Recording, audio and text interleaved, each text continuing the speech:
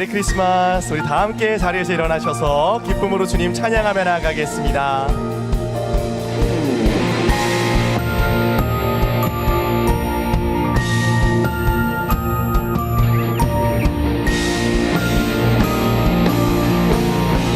우리 함께 고백합니다.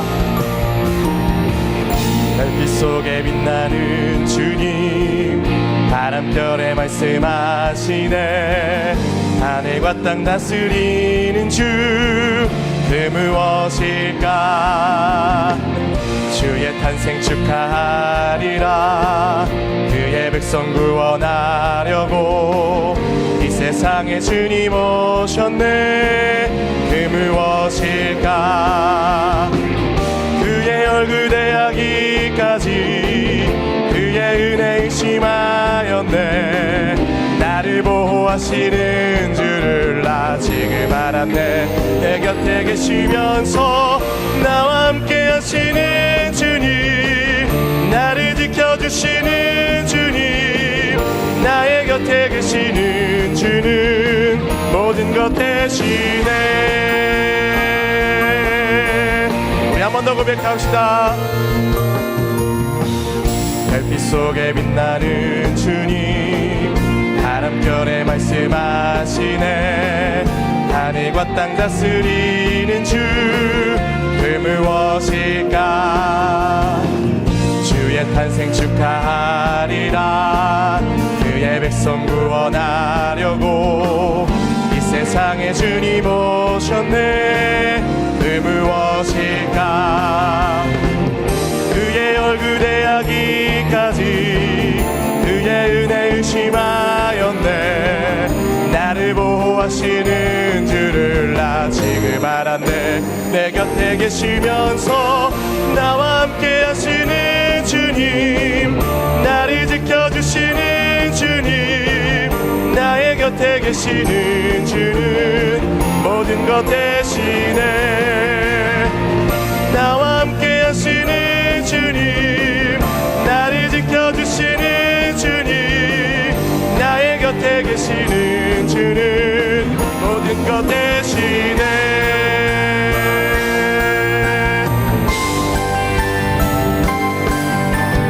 기쁘다 구주 오셨네.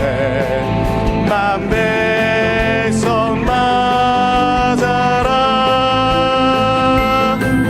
온 교회여 다 일어나.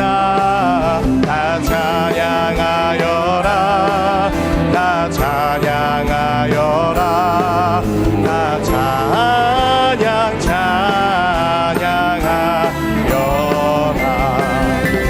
구세주 탄생했으니 다 찬양하여라.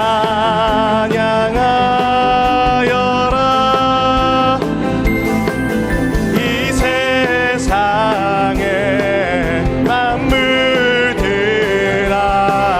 다 화답하여라. 다 화답하여라. 다 화답하여라.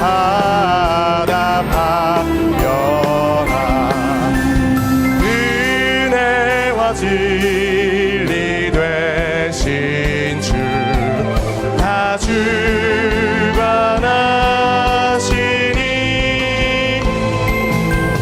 만국 백성 우주 다 경배하여라. 다 경배하여라. 다 경배하여라. 다 경배. 한 번 더 선포합시다. 다 경배하여라. 다 경배하여라. 다 경배하여라. 다 경배하여라.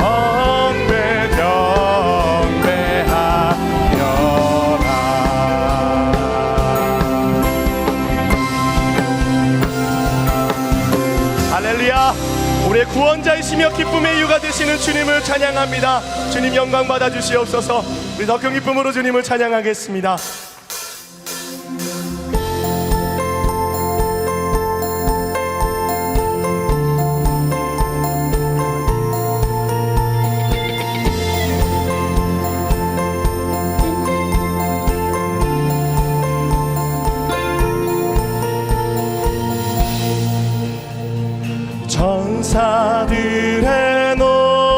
노래가 하늘에서 들리니 산과 들이 기뻐서 메아리쳐 한밤중의 목자들 한밤중의 목자들 양떼들을 지킬 때 아름다운 노래가 정아 우리의 목소리를 다해서 선포합시다.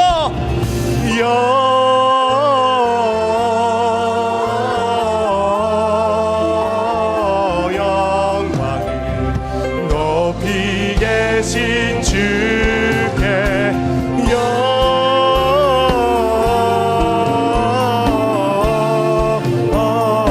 영광을 높이 계신 주님께.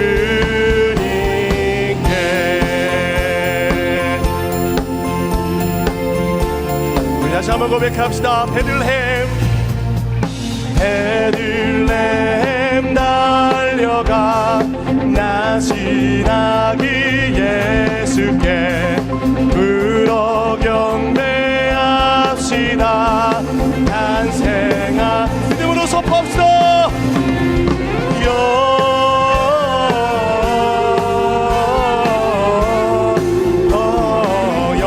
영광을 높이 계신 주께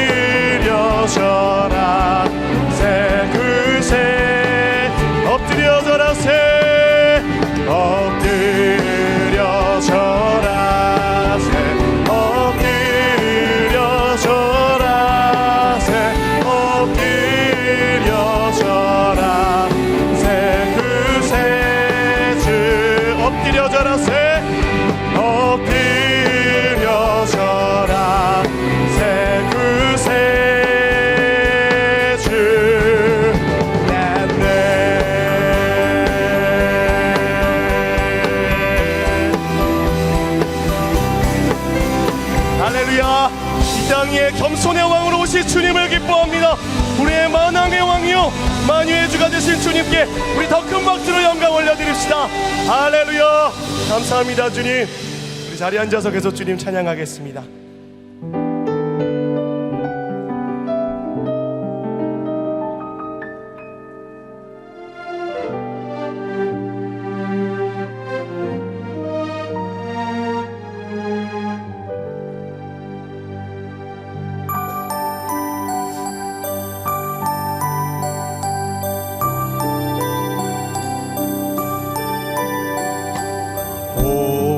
고요한 밤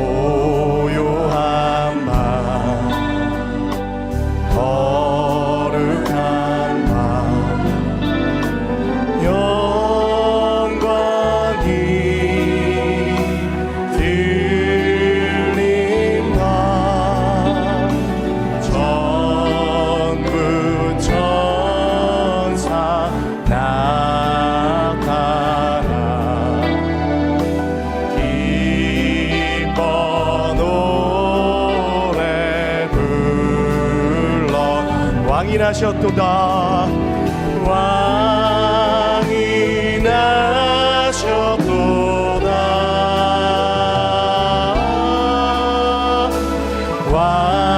왕이 나셨도다.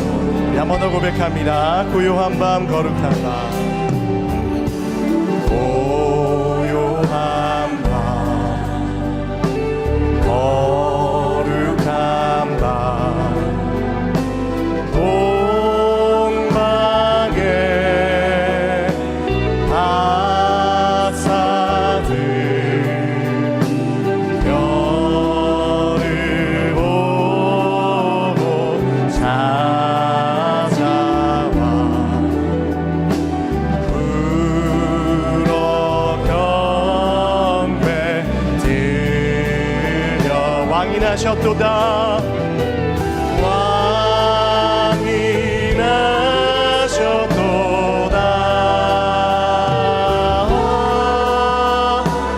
왕이 나셨도다.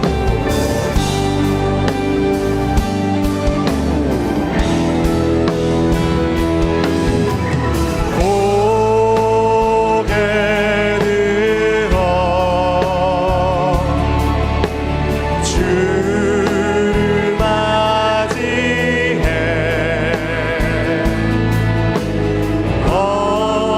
엎드리어 경배하며 찬양.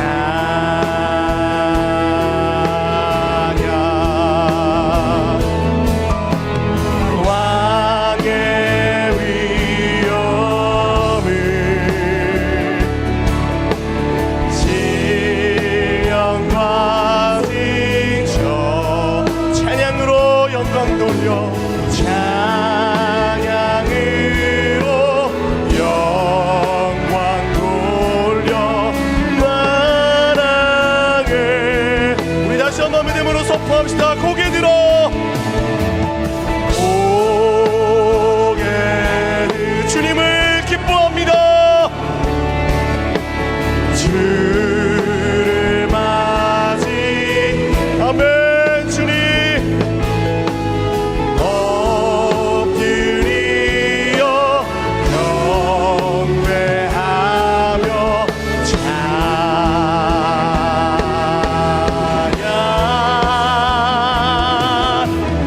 왕의 위엄을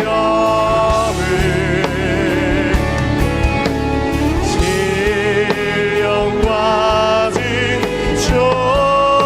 진정한 찬양으로 영광 돌려 만왕에. 두 손을 높이 듭시다. 왕의 위엄을, 왕의 위엄을 신령과 주님의 높으심을, 주님의 영광을 찬양합니다. 찬양으로 영광 돌려 만왕에. 찬양으로 영광 돌려,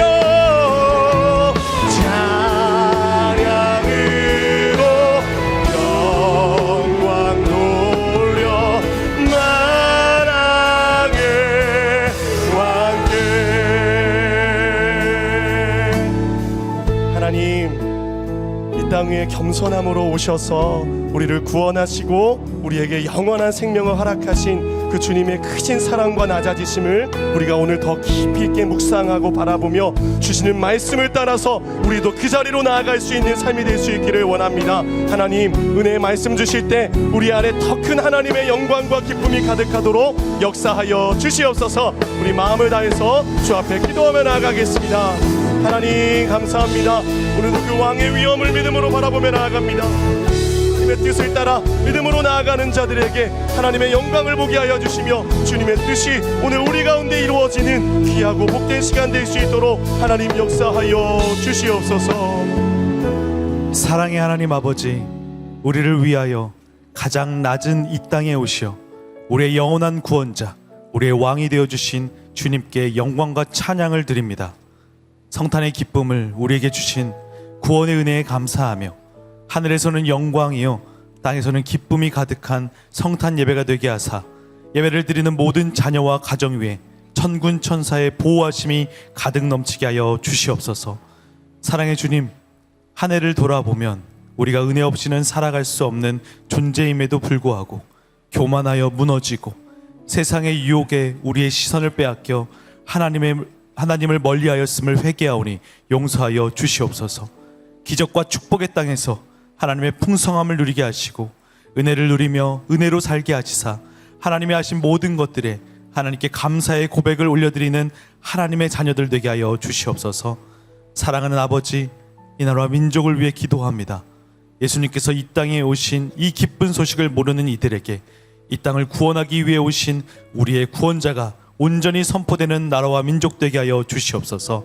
2023년의 한 해를 돌아보아도 여전히 문제와 위기의 시간들이 있었지만 이럴 때 더욱 하늘에 하나님을 바라보고 기도하는 나라 되게 하시고 위기 속에 더욱 연합하고 겸손과 믿음의 지도자들이 세워져 선한 영향력으로 변화시켜 나아가는 민족 되게 하여 주시옵소서. 2024년도에도 하나님께서 사랑하시는 나라답게 정의와 공의로 세워지고 열방을 섬기는 제사장 국가의 역할 감당하게 하여 주시옵소서. 새로운 교회를 위해 기도합니다. 주님의 은혜 없이는 살아갈 수 없었던 한 해임을 고백합니다. 모든 것이 은혜였던 23년을 감사로 마무리하며 하나님의 자랑이 되는 교회로 찬양과 경배를 드리는 교회 되게 하여 주시옵소서. 앞으로도 새로운 교회를 향하여 사명을 주시는 하나님께 순종하며 겸손과 열정의 예배자들이 넘쳐나고 하나님만으로 충분하다는 믿음의 고백이 넘치는 교회 되게 하여 주시옵소서. 무엇보다 24년 거룩한 돌파구를 표어로 믿음의 전진을 시작하고 있는 우리 교회가 교회와 성도들의 모든 영역 속에 하나님과 동행하며 돌파를 이루는 승리의 한 해가 되도록 주님 허락하시고 인도하여 주시옵소서.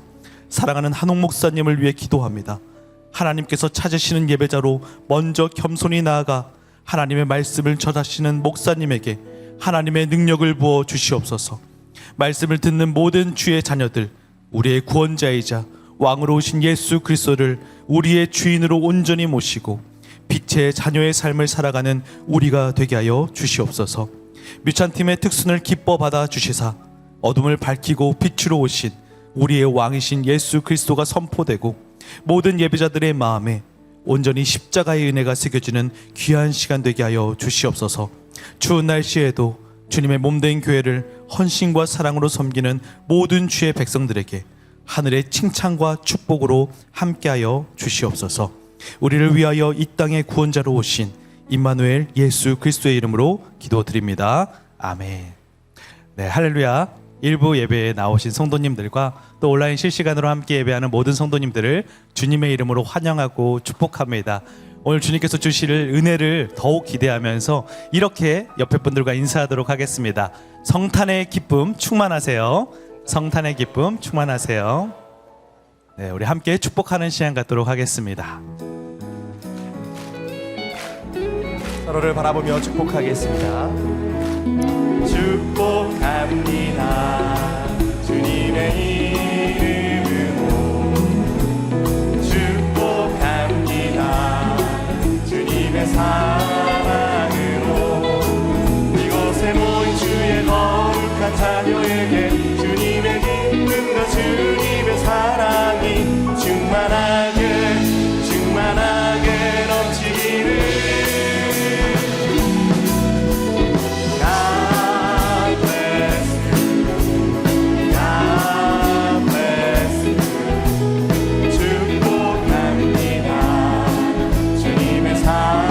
먼 곳을 향해 축복합니다. God bless you. God bless you. 축복합니다. 주님의 사랑으로. 박수로 격려하며 서로를 축복하겠습니다. 네, 광고 말씀 드리겠습니다. 오늘은 성탄 축하 예배로 드립니다. 아울러 12월 25일 성탄절은 각 가정에서 가족과 함께 성탄의 기쁨을 나누시기 바랍니다. 예수님을 사랑하는 성도님께서 정성껏 성탄절 떡을 준비해 주셨습니다. 예배 후 나가시면서 받아가시면 되겠습니다. 40일 신년 특별 새벽 기도회가 12월 30일 토요일부터 24년 2월 24일 토요일까지 진행됩니다. 거룩한 돌파구라는 주제로 진행되는 이번 특세는 오전 6시에 바로 이곳 본당에서 드려지며 화요일부터 금요일까지 운영되는 각 기도 스테이션을 통해 실시간 온라인으로 참여하실 수 있습니다. 특별히 21일 단일 금식과 함께 진행되는 이번 신년 특별 새벽 기도회를 통해 기도의 능력을 경험하는 시간 되시기를 소망합니다. 한 해를 마무리하는 12월 31일 주일 예배 및 송구 영신 예배가 더 K 호텔 그랜드 블룸에서 드려집니다. 주일 예배 1부는 오전 10시에, 2부는 오후 12시 30분에 드려지며 송구 영신 예배 1부는 오후 7시 30분에, 2부는 오후 10시 30분에 드려집니다. 아울러 뉴젠 주일 예배는 영아부에서 초등학교 4학년까지 더 K 호텔에서 각 부서별로 진행되며 초등학교 5학년 이상은 성인들과 본당에서 연합 예배로 드려집니다. 온 가족이 함께 모여 예배를 통해 은혜 누리시기를 소망합니다. 2024년도 예산안 심의 의결을 위한 정기 재직회가 오늘 오후 4시 15분에 이곳 본당에서 진행됩니다. 재직되시는 모든 분들은 꼭 참석해 주시기 바랍니다. 새가족 119기 4주차 교육 및 수료식이 오늘 낮 12시에 7층 세로원홀에서 진행됩니다. 해당되시는 새가족분들은 꼭 참석해 주시기 바랍니다. 아울러 120기 새가족 교육은 2024년 1월 28일 주일에 시작됩니다. 새가족 교육에 등록하기 원하시는 성도님들은 홈페이지와 링크를 통해 그리고 안내 데스크에서 신청서를 작성해 주시면 교육에 대해 자세히 안내해 드리도록 하겠습니다. 자세한 사항은 주보를 참고해 주시고 새가족들의 많은 관심을 바랍니다. 공교육 현장에서 근무하는 학교 교사들을 위한 기도회 라이트하우스가 12월 30일 토요일 오전 10시에 7층 세로원홀에서 진행됩니다. 학교 선생님들의 많은 참석을 부탁드리며 우리 자녀들을 양육하는 선생님들이 계속해서 거룩한 빛의 역할을 잘 감당할 수 있도록 성도님들의 많은 관심과 기도를 부탁드립니다. 성경 본문에 근거한 다양한 질문을 통해 진리를 발견하고 각자의 삶에 적용하는 커피 브레이크 화요 저녁반에서 신청자를 모집합니다. 요한계시록으로 진행하게 될 이번 과정은 8주간 온라인 줌을 통해 진행됩니다. 커피 브레이크에 대한 자세한 내용은 주보를 참고해 주시고 교회 홈페이지를 통해 신청하실 수 있습니다. 셔틀팀에서 2024년 특세기간 차량 운행으로 섬겨주실 봉사자분들을 모집합니다. 자세한 내용은 주보를 참고해 주시고 신청은 주보에 나와 있는 QR코드와 교회 홈페이지를 통해 신청하실 수 있습니다. 귀한 사역의 자리에 성도님들의 많은 지원을 부탁드립니다. 블레싱 오브 엘림 전시 소개를 해드립니다. 블레싱 오브 엘림은 한홍 담임 목사님의 광야 시리즈 설교를 모티브로 기획되었으며 광야를 살아가는 현대인들에게 엘림과 같은 위로와 안식을 주는 전시가 될 것입니다. 전시회 일정과 시간은 주보를 참고해 주시고 주보에 나와 있는 QR코드를 통해 사전 신청을 하시면 작품에 대한 설명을 들으실 수 있습니다. 많은 성도님들의 관심을 부탁드립니다. 이제 뮤찬팀의 특순 후에 한홍 목사님께서 하나님의 말씀 전해 주시겠습니다.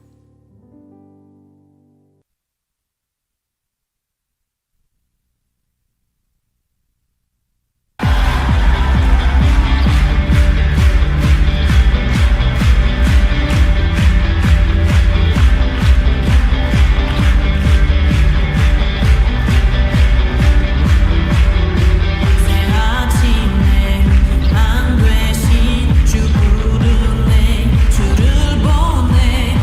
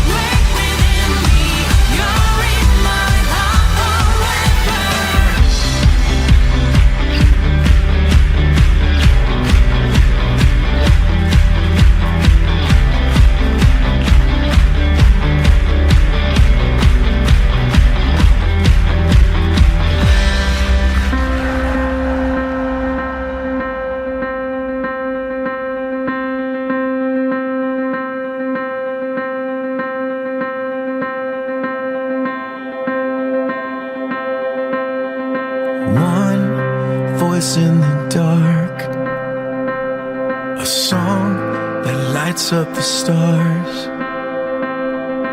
One breath that gives life. One sovereign in power, who speaks with thunder and fire. One Lord, one King. There is no other that can compare to you. You are the one alone in greatness, the one who never changes. Jesus, you are the one who rose in power, the one who reigns forever. Jesus, the one true God.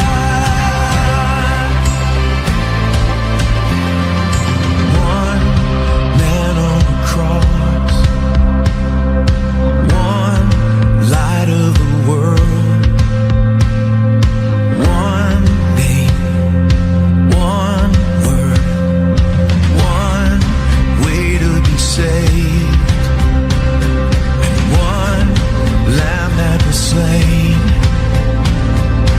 one love above all. There is no other that can compare to you.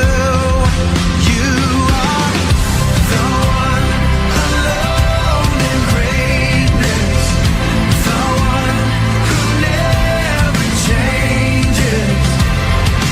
Jesus, you are the one who rose in power, the one who reigns forever. Jesus, you're the one true God. You're the one true God. We've seen the glory of the one and only Son of God. Yes, we have seen the glory of the one and only Son of God. You are the one alone in greatness, the one who never changes. Jesus, you are the one who rose in power, the one who reigns forever. Jesus, the one true God. You're the one true God. You are the one true God.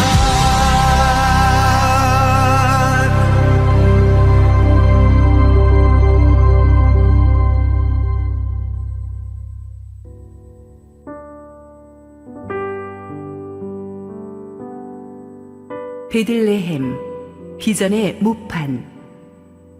룻기 1장 22절, 사무엘상 16장 1절, 마태복음 2장 4절에서 6절 말씀입니다. 나오미가 모압 지방에서 그의 며느리 모압 여인 룻과 함께 돌아왔는데 그들이 보리 추수 시작할 때에 베들레헴에 이르렀더라. 여호와께서 사무엘에게 이르시되 내가 이미 사울을 버려 이스라엘 왕이 되지 못하게 하였거늘 내가 그를 위하여 언제까지 슬퍼하겠느냐. 너는 뿔에 기름을 채워 가지고 가라. 내가 너를 베들레헴 사람 이새에게로 보내리니 이는 내가 그의 아들 중에서 한 왕을 보았느니라 하시는지라. 왕이 모든 대제사장과 백성의 서기관들을 모아 그리스도가 어디서 나겠느냐 물으니 이르되 유대의 베들레헴이오니 이는 선지자로 이렇게 기록된 바 또 유대 땅 베들레헴아 너는 유대 고을 중에서 가장 작지 아니하도다. 내게서 한 다스리는 자가 나와서 내 백성 이스라엘의 목자가 되리라 하였음이니이다. 할렐루야. 우리 하나님께 감사와 영광의 박수 올려드리겠습니다. 우리 축복된 성탄 이브입니다. 우리 함께 한번 기도하시고 말씀 보겠습니다. 사랑하는 아버지, 은혜를 감사합니다. 우리 주님 나신 날 축복합니다. 하나님께서 오늘도 말씀하시고 부족한 종은 온전히 감춰 주시옵소서. 예수님 이름으로 기도했습니다. 아멘. 오늘은 성탄절 예배로 드리는데, 그래서 기적의 땅 시리즈 두 번째 설교인 오늘 메시지는 이 성탄절 하면 떠오르는 우리 베들레헴 이야기를 하려고 합니다. 매년 크리스마스 즈음이 되면 전 세계에서 수만 명이 넘는 방문객들이 베들레헴으로 몰려들죠. 요즘은 전쟁 때문에 조금 그렇지 못하겠지만 2000년 전에 아기 예수께서 나신 곳이기 때문입니다. 그런데 사실 이 성경 시대까지만 해도 이 베들레헴이 그렇게 유명한 곳은 아니었습니다. 베들레헴은 예루살렘 남서쪽 약 10km 정도에 위치한, 주변에 감람나무가 많고 해발 700여 미터 높이에 도시라기보다는 시골 촌락에 가까운 아주 자그마한 그런 동네였습니다. 그래서 동방 박사들이 별을 찾아왔을 때 예루살렘에 와서 스톱했죠. 설마 왕이 나시려면 예루살렘 같은 큰 도시에서 나셔야지, 설마 그 옆에 베들레헴이라는 작은 마을이 있을 거라고는 생각도 못했던 거죠. 그런데 이 작은 마을에서 위대한 역사들이 많이 일어납니다. 그래서 제가 기적의 모판이라는 제목을 붙였는데, 거기서 다윗이 태어났어요. 이스라엘 역사상 가장 위대한 왕이죠. 그래서 다윗의 출신 배경을 얕잡아 보던 적들이 항상 다윗을 조롱할 때는 베들레헴 사람 이새의 아들이다 라고 조롱했어요. 넌 촌뜨기다 라는 뜻이죠. 그런데 다윗은 여기에 대해서 전혀 위축되지 않았고, 오히려 천하를 평정하고 위대한 왕이 된 뒤에 쓴 자기 간증에서 자기가 이새의 아들이다, 베들레헴 사람 이새의 아들임을 부끄럽지 않고 당당히 밝힙니다. 하나님이 나를 세우셨다고 간증을 합니다. 우리도 그렇습니다. 우리가 태어난 배경이 아무리 보잘것없다 할지라도, 학벌이나 재산이 미천하다 할지라도 우리는 결코 열등감에 빠질 필요가 없습니다. 베들레헴의 예수님이 우리의 주님이시기 때문입니다. 하나님께서 큰 도시 사람이 아니라 작은 베들레헴에서 다윗을 선택하셨다는 사실. 사실 그 당시 어디 취직할 때 출신이 베들레헴이라고 쓰면 그냥 서류부터 태자 맞기 일쑤였던 곳이거든요. 근데 다윗도 거기에 태어났고, 다윗의 자손 예수 그리스도도 베들레헴에서도 정상적인 집이 아닌 말구에서 태어나시지 않습니까? 하나님의 역사는 항상 사람들이 잘 주목하지 않는 곳에서 일어납니다. 어마어마한 왕궁에서 그런 좋은 빛줄 속에만 일어나는 게 아닙니다. 하나님께서는, 베들레헴의 하나님은 약한 자를 세우셔서 강한 자를 부끄럽게 하시는 분인 줄 믿습니다. 볼품없는 우리도, 베들레헴 같은 우리도 예수님을 믿으면 다윗처럼, 주님처럼 하나님의 손에 높이심을 받을 줄로 믿습니다. 베들레헴은 그래서 세상의 예상을 뒤엎는, 세상이 간거한 곳에서 쓰레기에서 장미가 피듯이 하나님의 비전의 인물들이 배출되는 그런 곳입니다. 그래서 기적의 모판인 거예요. 자, 베들레헴에서 우리 성경에서 본격적인 하나님의 역사가 이루어지는 것은 사실 예수님 탄생하기 훨씬 전, 다윗이 태어나기 훨씬 전으로 거슬러 올라갑니다. 그것은 룻기에서부터 시작하죠. 룻기 1장 22절 읽습니다. 나오미가 모압 지방에서 그의 며느리 모압 여인 룻과 함께 돌아왔는데, 그들이 보리추수 시작할 때에 베들레헴에 이르렀더라. 룻기 배경 설명 다 아시지만 간단히 다시 하자면, 나오미가 원래 베들레헴에서 잘 사는 집안 사람이었는데 흉년이 드니까 남편의 결정으로 베들레헴을 버리고 이방 모압 땅으로 가족이 이민을 갔습니다. 근데 베들레헴이 하우스 오브 브레드, 빵집이라는 뜻이에요. 원래 굉장히 먹을 것이 풍성하고, 그러니까 이천이 뭐 쌀의 고장이라 그러듯이 베들레헴 하면은 맛있는 빵이 많이 나는, 그렇게 먹을 것이 풍족한 곳이었는데, 그것도 흉년이 들었다고 하니까 아주 지독한 흉년이었던 것 같습니다. 그래서 나오미 가족이 베들레헴을 떠나 이방 땅으로 이민을 간 거예요. 근데 이민 가서 잘 살아야 되는데, 이민 가서 한 10여 년 정도 있다가 비극이 발생해요. 그 이민 간 땅에서 나오미를 두고 남편이 죽습니다. 또 장가 보낸 두 아들들이 또 차려려 죽습니다. 그래서 나오미는 졸지에 과부가 된 두 며느리랑만 덜렁 세상에 남게 되었습니다. 그러는 동안에 상황이 180도 바뀌어서 떠나왔던 베들레헴은 큰 풍년이 들고 잘 살게 보겠다고 온 모압 땅은 큰 흉년이 들었어요. 그래서 그때 나오미가 고향 베들레헴으로 돌아가기로 합니다. 이것은 나오미가 여기 붙었다 저기 붙었다 하는 기회주의자여서는 아닙니다. 사실 이 모압 땅으로 이민 오겠다는 결정은 죽은 남편이 했거든요. 그런데 잘 살아보겠다고 온 모압 땅에서 너무나 많은 고난을 겪으면서 나오미가 영적으로 원인 분석을 했을 거예요. 그리고 무릎을 쳤습니다. 이 모든 비극은 내가 있어야 될 하나님의 땅, 은혜의 땅 베들레헴을 성급하게 떠나서 오는 데서부터 비롯되었구나. 내가 세상에서 좀 잘 살아보겠다고 베들레헴에 조금 흉년이 들었다고 견디지 않고 경솔하게 거기를 버리고 모압 땅으로 오는 데서부터 이 모든 어려움이 시작되었구나라는 걸 느낀 거예요. 그래서 나오미가 돌아옵니다. 돌아오는 나오미는 이전과는 완전히 달라져 있었어요. 이전에 베들레헴에서 부잣집 마나님으로 존경받던 나오미가 아니었습니다. 가난해져서만 아니에요. 삶을 대하는 자세가 완전히 달라져 있었어요. 마음이 겸손해지고 비장해졌고 오직 하나님의 은혜를 갈급해하게 되었습니다. 하나님은 바로 그런 가난하고 겸손한 마음을 기뻐하십니다. 바로 그런 마음에 하나님의 회복의 축복을 담아주시는 것입니다. 베들레헴은 어떤 곳이냐? 우리가 겸손을 되찾는 곳입니다. 그때부터 기적이 시작됩니다. 나오미의 이 결단이 있었기 때문에 나오미를 따라온 과부 며느리 룻은 보아스를 만나서 베들레헴에서 새 출발을 할 수 있었습니다. 엄청난 축복입니다. 그 당시는 어떤 사람이 아내를 홀로 남긴 채 세상을 떠나면 그래서 가문이 몰락해 버렸을 경우 가까운 친족 중에 한 사람이 그를 아내로 맞아서 모든 신분을 회복시켜주고 끊긴 후손을 이어줄 수 있었어요. 그러면 몰락한 가문도 다시 일어나게 되죠. 그래서 보아스가 룻과 결혼해서 아이를 낳음으로써 망했던 나오미의 집안이 다시 놀랍게 회복되는 역사가 일어납니다. 보아스는 바로 우리 죄를 위해서 이 땅에 태어나신 예수 그리스도를 상징합니다. 가난 때문에 모든 것을 잃고 자유까지 잃고 종이 된 사람을 친족이 대신 보아스가 대신 돈 지불하고 살려준 것처럼 죄로 인해 원수 마귀의 종이 되어 살아가던 우리를 예수님이 자신의 생명을 지불하고 우리를 다시 살려주셨습니다. 그래서 우리에게는 예수님의 은혜가 주어졌고 우리는 새 생명을 받게 되었습니다. 룻이 보아스를 만나는 순간부터 인생이 절망에서 소망으로 바뀌었듯이 우리도 예수님을 만나는 순간부터 죽음에서 생명으로 바뀌게 되죠. 그리고 놀라운 것은 룻이 보아스와 결혼하자마자 아이를 낳았어.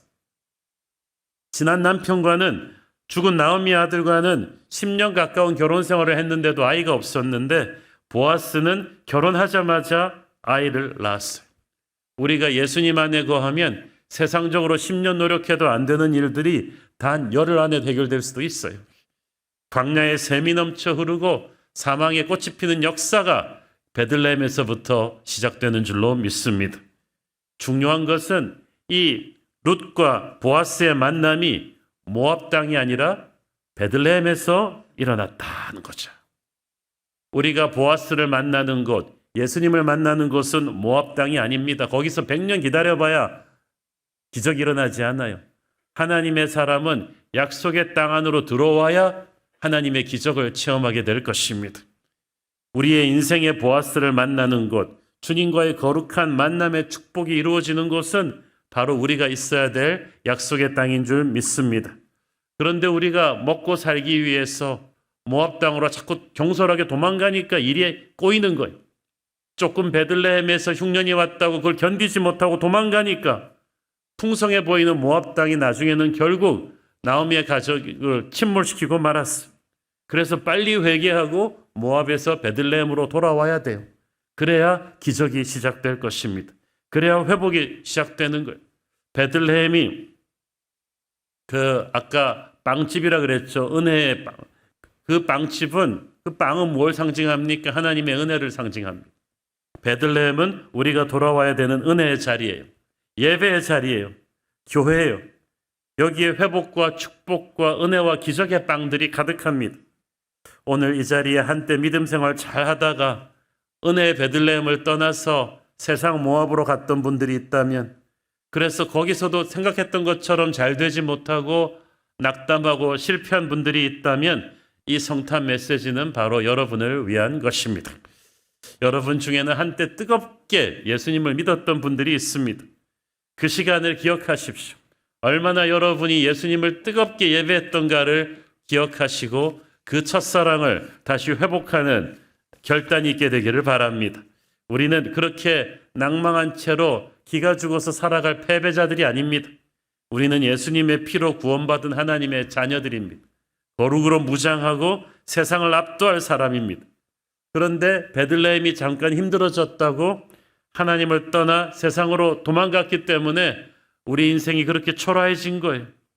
하나님의 백성이 어렵더라도 하나님의 힘으로 살 생각을 하지 않고 빨리 조급하게 성공해보기 위해서 세상으로 쫓아갔으니까 결과가 어찌 좋겠습니까? 그래서 자기도 무너지고 가정도 나오미 가정처럼 무너진 거예요. 그러나 아직도 늦지 않았습니다. 다시 돌아와야 합니다. 베들레헴이 가르쳐주는 성탄절의 정신은 다시 하나님의 은혜의 자리로 돌아와야 된다는 거예요. 나오미는 부끄러웠죠. 얼마나 잘 살았는지 뻔히 아는데 사람들이 이민 가서 성공하지 못하고 망해서 돌아오니까. 그렇지만 부끄러워도 돌아와야 돼요. 여기 와서 은혜의 빵을 먹어야만 되는 거죠. 마귀는 우리가 돌아가지 못하도록 방해해요. 야, 너 창피해서 무슨 얼굴로 돌아갈래? 하나님은 너를 다시 받아주지 않을 거야. 하나님 얼마나 무서운 분인데. 그러나 하나님은 사랑의 하나님이십니다. 우리가 비록 세상 쾌락을 쫓아서 잠시 베들레헴을 떠나서 도망갔지만 하나님의 백성이 돌아오기를 기다리고 계십니다. 탕자가 아버지의 가슴에 못을 받고 도망갔지만 그래도 아버지는 항상 동구 밖에서 탕자를 기다렸듯이 하나님은 다시 살 길을 열어주실 준비를 하고 계십니다. 여기서 또 우리가 주목할 것은 룻기의 주인공은 룻이지만 룻기의 축복의 시작은 시어머니 나오미였다는 사실이죠. 나오미가 돌아오기로 하지 않았다면 룻의 축복은 없었을 거예요. 나오미를 따라 룻이 돌아왔기 때문에 그녀의 자손들은 훗날 다윗과 예수 그리스도의 조상이 되는 축복을 받습니다. 나오미의 결단이 있었기 때문에 베들레헴의 크리스마스가 있는 거예요. 나오미가 돌아오기로 결단하지 않았다면 롯의 축복은 없죠. 나오미는 하나님 믿는 신자고 며느리 룻은 아직까지 불신자였어요. 그러나 룻은 시어머니를 통해서 하나님을 믿기로 한 거예요. 그러니까 나오미가 믿음의 1세대고 룻은 믿음의 2세대예요. 그러면 뭐예요? 하나님을 믿기로 하나님께 돌아오기로 하는 결단은 믿음의 1세대가 해야 되는 거예요. 나오미가 단추를 풀어야 룻의 기적이 시작될 것입니다. 여러분이 믿음의 결단을 해야 여러분의 자녀가 살아날 줄로 믿습니다. 하나님을 믿었지만 세상적으로 믿었던 죄를 우리 부모 세대가 회개해야 됩니다. 그래야 우리의 자녀 세대가 회복이 될 줄로 믿습니다. 나오미가 없으면 룻도 없었다. 부모님들, 여러분이 주님 안으로 온전히 들어와서 회복되면 여러분의 자녀들은 베들레헴의 축복을 누리게 될 것입니다. 나오미와 며느리 룻이 베들레헴에 돌아온 타이밍 기가 막힙니다. 본문 1장 22절을 보니까 그들이 보리 추수 시작할 때에 베들레헴에 이르렀더라. 추수가 시작되었다는 말은 베들레헴에 풍년이 들었다는 말이죠. 그 말 자체가 기가 막힌 어떤 힌트예요. 이제부터는 축복의 새로운 시즌이 열릴 것이다. 흉년 때문에 떠났는데 돌아올 때는 풍년이다. 내 아버지의 집에는 먹을 것이 많다. 하나님께서는 고난을 통해 회개하고 돌아온 사람에게 반드시 축복의 새로운 시즌을 열어주실 것입니다.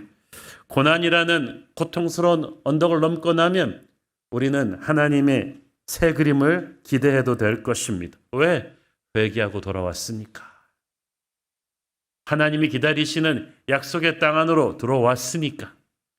하나님께서는 이제 나오미와 룻을 도울 사람들과 장소와 상황을 곳곳에 이제 베들레헴 땅에 준비해 놓고 계셨어요. 여러분, 제가 옛날에 한번 그런 말 한 적 있을 거예요. 은혜의 땅은 어디를 가도 축복의 지뢰밭이다. 어디를 밟아도 터지게 돼 있어. 그치? 코너를 돌아도 나를 복줄 사람이 기다리고 있고, 좌회전에도 나를 복줄 사람이 기다리고 있고, 심지어 유턴을 해도 나를 복줄 사람이 기다리고 있습니다. 하나님의 천사들이 베들레헴에 가득가득, 모압 땅에서는 찾아볼 수 없던 하늘의 천사들이 여러분의 앞길에서 정확한 타이밍에 정확한 사람을 만나게 하셔서 여러분을 축복할 것입니다. 앞으로 가도 복을 받고 뒤로 가도 복을 받는, 우연으로 보이는 하나님의 섭리가 계속해서 밀려드는 것이 바로 베들레헴인 줄로 믿습니다. 그러므로 망설이지 마십시오. 하나님께서는 보라, 지금이 은혜 받을 때요, 지금이 구원받을 때다. 우리의 인생이 이제 회복될 때가 되었다는 거예요. 우리의 힘으로 우리 인생의 깨진 그릇을 다시 채울 수 없습니다. 하나님께서 메워주셔야 합니다. 하나님의 시작은 그래서 베들레헴의 빈털터리로 돌아왔던 룻과 나오미처럼 우리 인생이 빈털터리가 된 가장 아픈 실패와 상처의 순간인데, 이 시간이 바로 하나님이 우리의 인생을 다시 재건하시는 시작점인 줄로 믿습니다. 나오미와 룻이 베들레헴으로 돌아올 때가 보리 추수가 시작되던 때다. 근데 이때가 언젠가 하면 훗날 예수님이 십자가에서 돌아가신 6월절 그 타이밍이었다. 이것이 우연이겠습니까? 우리의 모든 과거의 상처와 실패는 하나님께로 돌아갈 때 해결이 되는데, 특히 예수님의 십자가로 돌아갈 때 다시 해결이 될 줄로 믿습니다. 지금 이 설교를 듣고 계신 분들 중에서 베들레헴으로 돌아오는 나오미 룻처럼 세상에서 너무 망해가지고 몸과 마음이 지쳐있는 분들이 있다면 십자가의 은혜 앞으로 망설이지 말고 돌아오시기를 바랍니다. 그것이 크리스마스 선물입니다. 여러분의 모든 상처와 실패는 베들레헴으로 돌아오는 그 순간부터 이제부터 끝이 날 것입니다. 나오미는 최악의 상태에서 베들레헴으로 돌아왔어. 그러나 돌아왔기 때문에 그거는 문제가 되지 않아요. 하나님의 그 은혜의 존 안에 들어오는 그 순간부터 최고의 축복으로 여러분의 인생이 바뀌게 될 것입니다. 베들레헴의 하나님은 회복의 하나님, 반전의 하나님이십니다. 자, 그래서 베들레헴에서 이렇게 놀라운 기적과 회복과 축복이 일어나기 때문에 마귀는 베들레헴을 싫어해요. 거대한 영적인 전쟁의 기상도에서 우리가 보기에 중요한 도시들이 있고, 눈에 보기에 중요한 도시들은 뭐 뉴욕, 파리, 런던, 서울 이런 도시들인데, 거룩한 영적인 전쟁의 기상도에서 보이는 중요한 도시들은 그런 도시들이 아니에요. 베들레헴이에요. 왜? 전략적인 요충지거든요. 여기서 영적인 전쟁의 터닝 포인트가 일어나요. 2차 대전 때 나치 독일이 장악하고 있던 유럽, 그런데 프랑스에 그때까지 아무도 잘 모르던 노르망디 해변에 연합군이 상륙을 합니다. 그때부터 완전히 2차 대전의 새로운 국면이 전개되잖아요.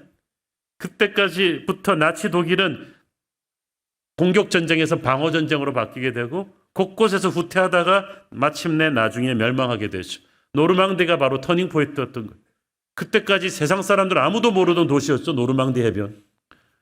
프랑스에 가봐도 지금도 여러분이 파리를 가고 니스를 가지고 노르망디는 잘 가보지 않아요. 그런데 2차 대전의 운명을 바꾼 것이 바로 거기에, 그게 전략적 요충지라는 거예요. 베들레헴이 그렇습니다. 조용하게 태어나신 예수님을 품은 작은 마을이지만 영적인 세계에서는 베들레헴에서 모든 것이 바뀌었어요. 마태복음 2장 6절 읽습니다. 또 유대 땅 베들레헴아, 너는 유대 고을 중에서 가장 작지 아니하도다. 네게서 한 다스리는 자가 나와서 내 백성 이스라엘의 목자가 되리라 하였음이니이다. 할렐루야. 베들레헴은 작지 않다. 영적인 눈으로 보면 마귀도 안다는 거예요. 여기가 얼마나 중요한 곳인지. 그래서 영적인 공격을 많이 받았어요, 베들레헴이. 역대상 11장에 보면은 다윗이 왕이 된 직후에 블레셋의 대군이 막 왕이 되어서 아직 다윗이 나라를 안정시키지 못했을 때 다윗이 떠오르기도 전에 침몰시키겠다고 어마어마한 대군을 몰고 왔어요. 그런데 어디다 진을 쳤는 줄 아세요? 다윗의 고향 베들레헴 앞에다 진을 쳐버렸어요. 의도적으로 그런 거예요. 그래서 의도적으로 다윗이 나고 자란 고향 베들레헴에 진을 치고 저쪽 앞에 온 다윗의 군대한테 시위한 거죠.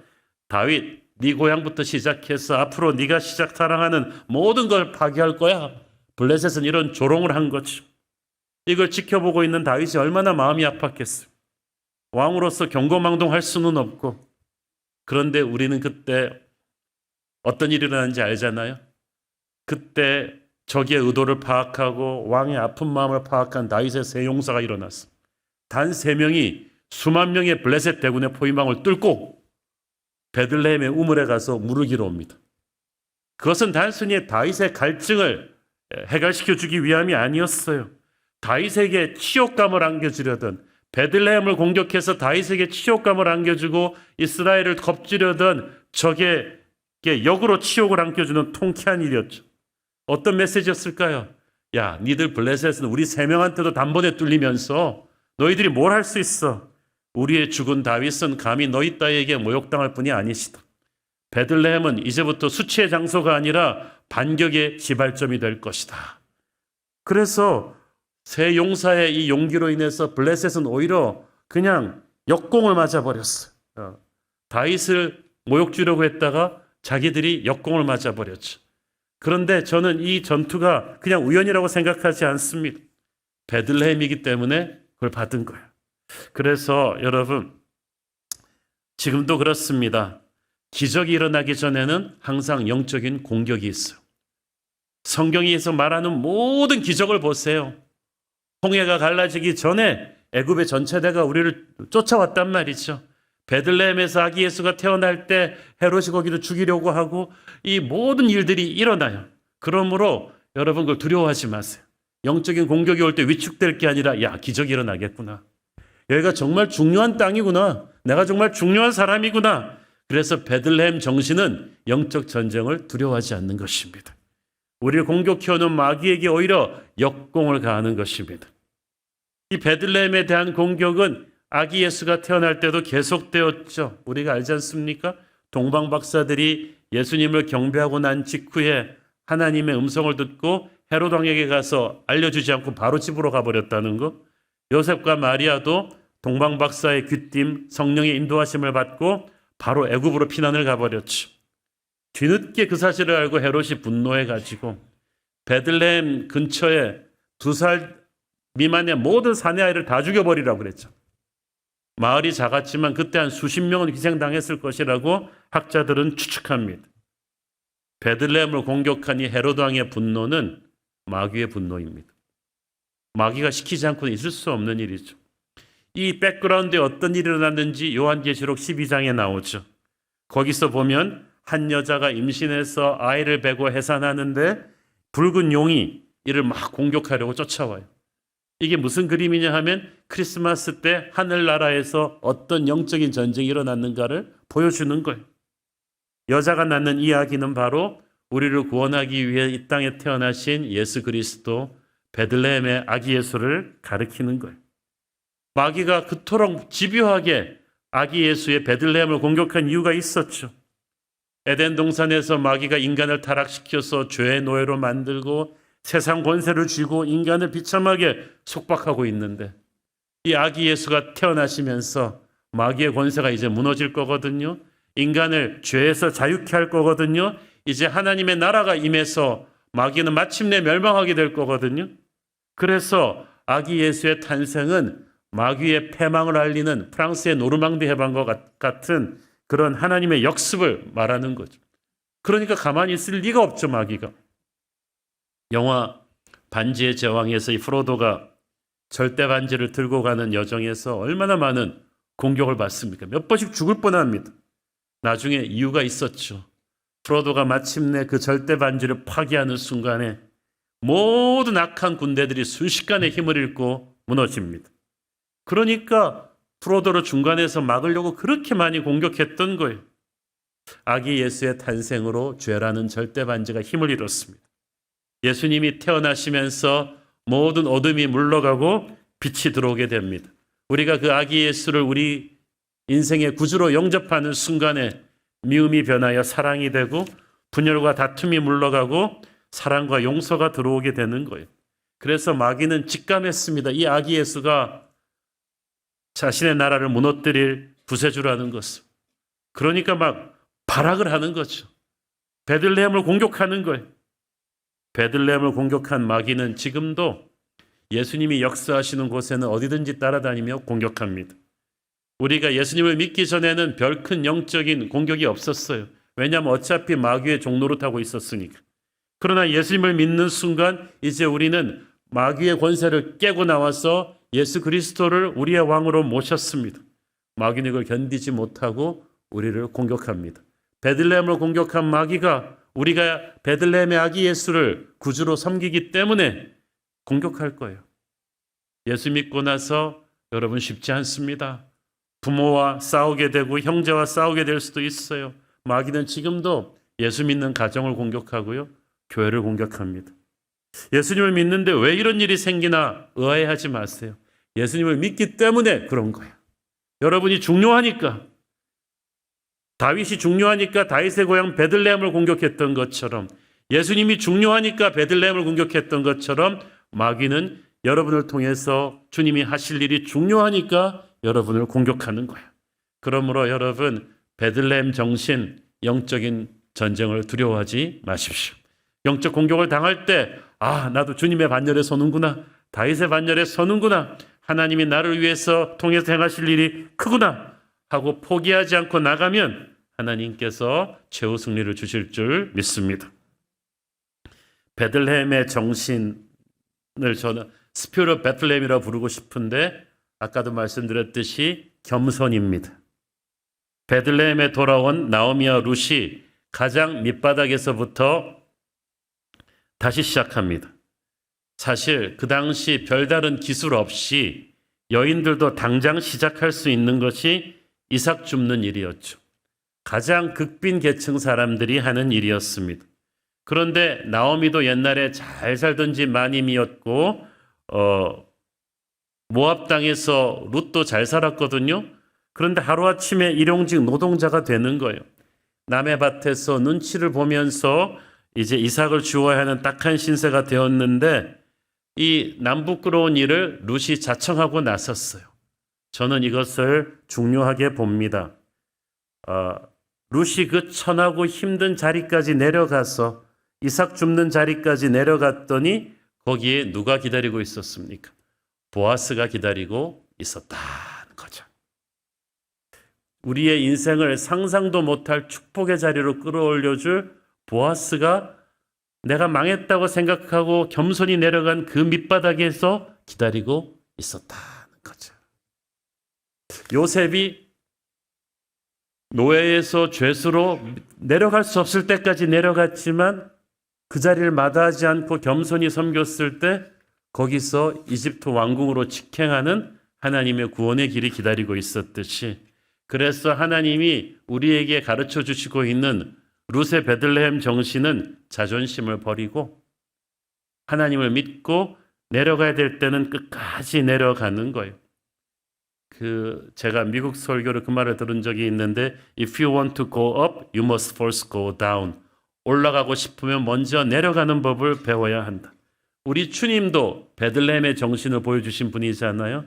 하늘 보좌 위에서 낮고 낮은 땅까지 떨어지시고 내려오셨어요. 십자가 이르기까지 내려지셨는데 그를 하나님이 높이셔서 모든 이름 위에 뛰어난 이름으로 만들어 주셨습니다. 우리가 베들레헴의 정신은 우리 주님의 마음을 본받아서 룻의 마음을 본받아서 우리가 내려가야 될 때 부끄러워하지 않고 주님을 믿고 끝까지 내려가면 그리고 그 자리에서 최선을 다하면 하나님께서 그 밑바닥에서부터 축복의 보아스로 가는 길을 열어주실 것이다 라는 뜻이죠. 다윗도 그랬어요. 룻의 중손자. 이 사람도 정말 베들레헴의 그 촌사람 이세의 8째 아들 중에서도 막내로 가장 형들이 안 하는 들의 목동 일을 했었는데 그는 그 목동이를 대충 하지 않았습니다. 이를 갈면서 지들은 흥청망청 놀고 나는 이딴 일을 시켜. 그러지 않았다는 거예요. 다윗은 목동이를 정성스럽게 했어요. 그래서 사실은 이 목동이를 하면서 훗날 왕이 되는 마음도 그때 배운 거죠. 여러분, 제가 이스라엘에 가서 다윗이 쳤던 그 진짜 양들을 봤는데요. 성화에 나오는 새하얗고 예쁜 마티즈 같은 양들이 아니에요. 정말 더러워요. 정말 그냥 쓰레기로 목욕한 것 같은 그런 더러운 양들이 있는데, 그런 양들을 다 끌어안고 씻기고 먹이고 하는 걸 하면서 다윗은 어떤 인간도 품고 다루는 것을 배웠을 거예요. 그리고 그는 맹수의 습격으로부터 양들을 지키기 위해서 날마다 돌팔매 연습을 했어요. 여러분, 우리가 쉽게 얘기하지만요, 사자와 고모가 맞닥뜨려서 단판에 죽이지 않으면 던진 사람이 죽죠. 그러니까 다윗은 목숨을 걸고 돌팔매 연습을 계속했고, 훗날 골리앗과 만나서 단방에 골리앗을 침몰시켰던 그 실력은 하루아침에 쌓은 게 아닙니다. 베들레헴의 정신으로 다윗이 가장 낮은 자리에서 최선을 다했기 때문에 빚어진 실력이죠. 무엇보다 다윗은 외롭고 힘든 이 목동 시절에 하나님을 예배하는 예배자가 되었어요.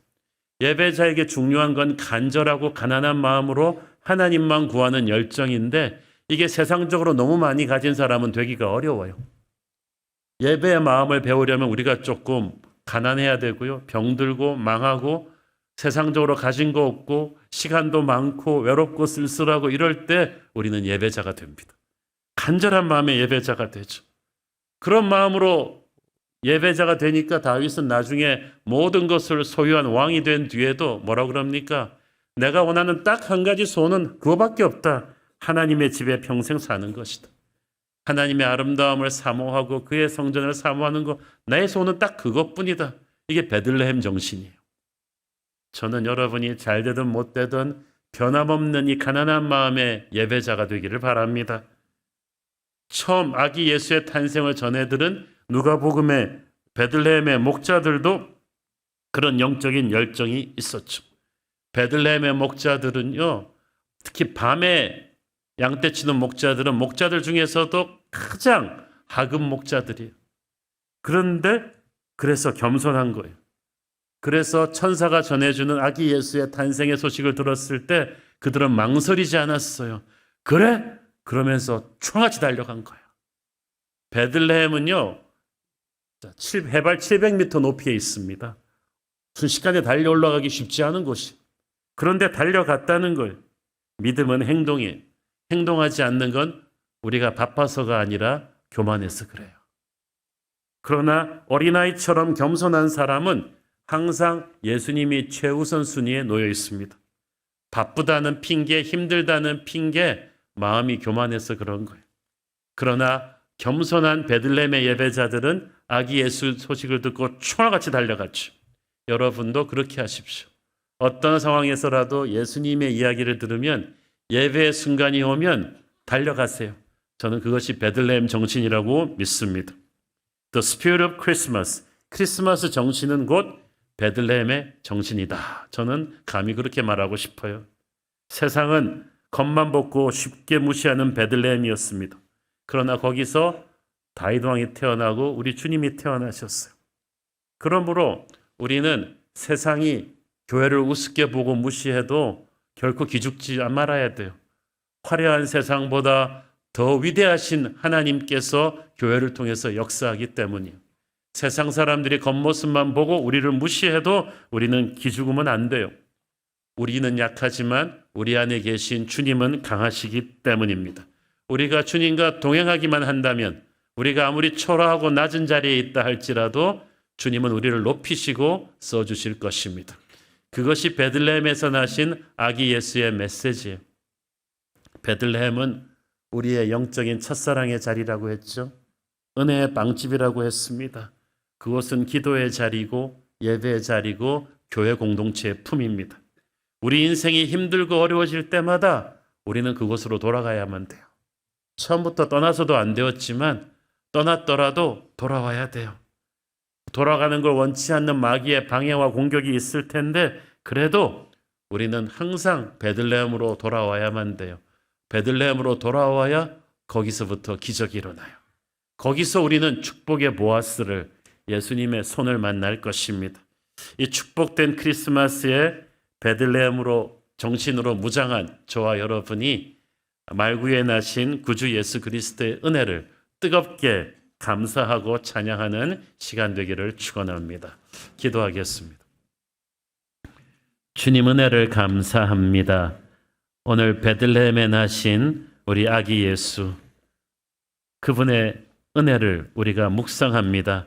베들레헴은 볼품없는 곳이었지만 하나님의 위대한 비전들이 이루어지는 비전의 모판인 줄을 믿습니다. 주님, 우리가 그 베들레헴의 마음으로 살게 하옵소서. 예수님 이름으로 기도했습니다. 아멘. 우리 다 함께 일어나셔서 봉헌 찬양 드리겠습니다. 참 반가운 성도여, 나 이리 와서 베들레헴 성 내에 가봅시다.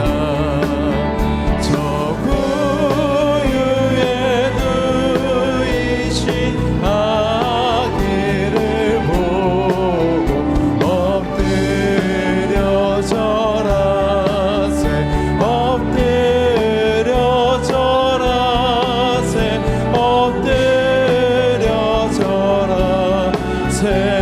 구세주 저 천사여, 저 천사여, 찬송을 높이 불러서 온과 가라 전체를 울리게 해. 주 하나님에게는 영광 돌리 엎드려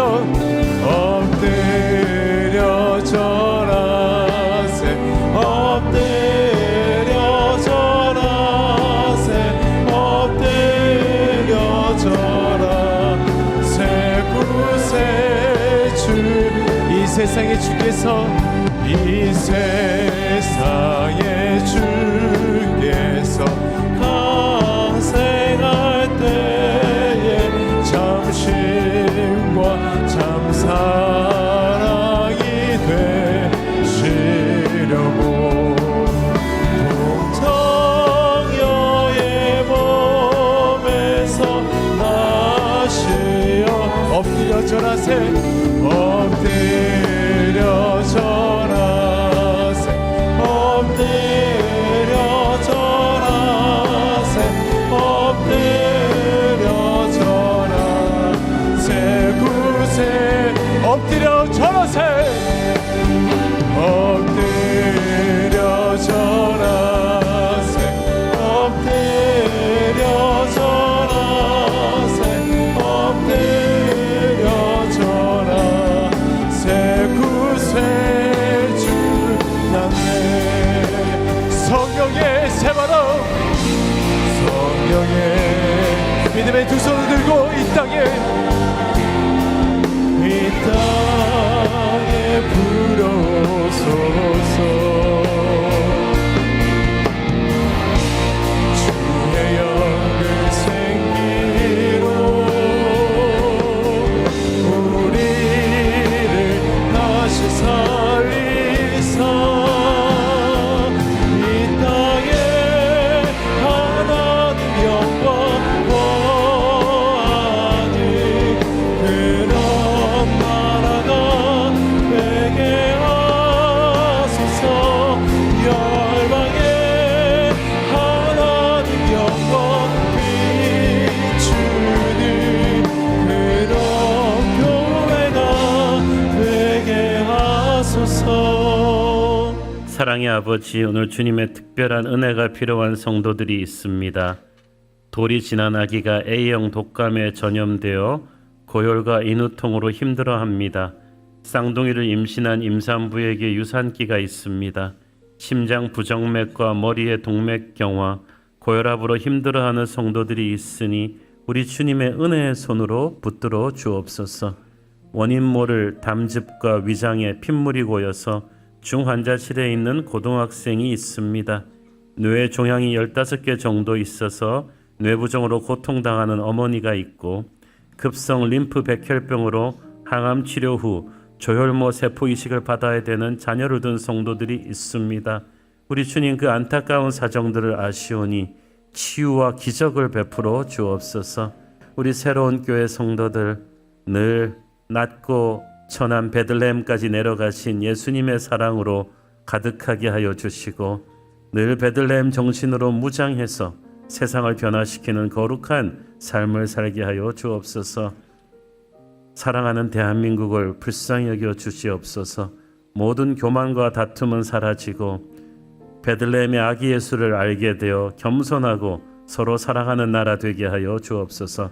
성탄의 기쁨이 이 땅의 모든 어둠을 몰아내게 하옵소서.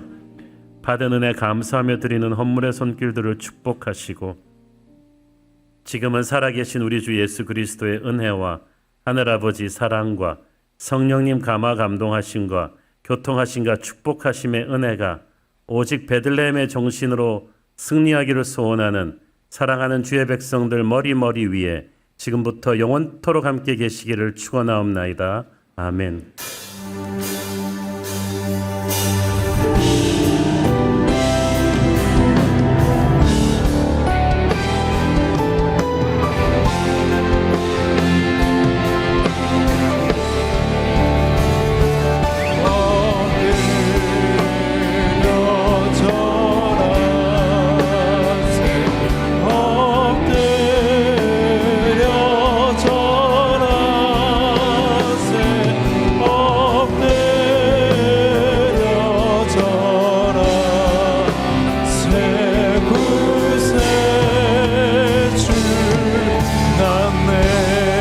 예배를 받으신 하나님께 영광의 박수 올려드리겠습니다. 할렐루야. 주님을 찬양합니다. 예배를 마쳤습니다. 한 주간도 주님과 함께 승리하시길 기도하겠습니다. 사랑하고 축복합니다.